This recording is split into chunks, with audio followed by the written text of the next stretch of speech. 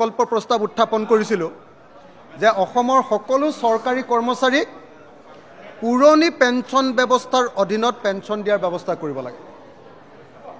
নতুন pension system বা national pension system এইটোৰ জৰিয়তে অসমৰ কৰ্মচাৰীসকলক পেঞ্চন দিয়াৰ কথা কৈছিলে প্ৰথমতে।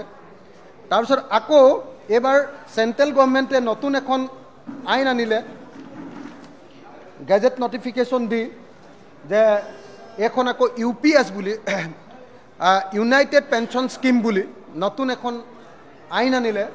আৰু এই আইনখন পঢ়ি চাই দেখিলোঁ যে UPS ছিষ্টেমত যদি ইউনাইটেড পেঞ্চন স্কিমত যদি পেঞ্চন দিবলৈ হয় তেতিয়াহ'লে NPSতকৈও আনকি মানুহবিলাকে ক'ৰবাত অসুবিধাতে পৰিব। UPSত খালি এটাই বস্তু আছে, NPSত মানে বজাৰৰ ওপৰত কেইটকা পেঞ্চন পাব সেইটো ব্যৱস্থা আছিলে। UPSত খালি মিনিমাম পেঞ্চন 10 বছৰ কাম কৰিলে 10,000 টকাৰ পেঞ্চন পোৱাৰ ব্যৱস্থা এটা আছিলে। এইটোৱে মাত্ৰ সুবিধা আছিলে, কিন্তু অসুবিধা ধেৰ।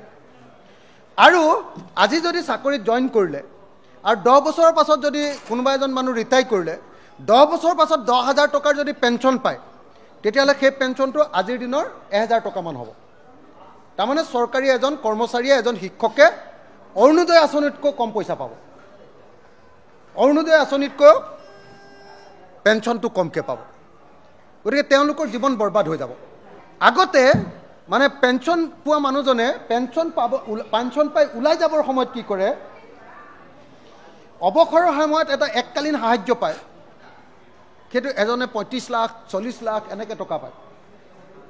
কিন্তু এতিয়া অৱসৰৰ সময়ত এজন শিক্ষকে পইচা পাব কিমান জানেনে? 10 বছৰ কাম কৰিলে 1,37,700 টকামান, 20 বছৰ কাম কৰিলে 2,75,400 টকামান, আৰু 25 বছৰ কাম কৰিলে এককালীন সাহায্য পাব। এককালীন সাহায্য পেঞ্চন পোৱাৰ পাছত এককালীন সাহায্য পাব মাত্ৰ 3,84,000।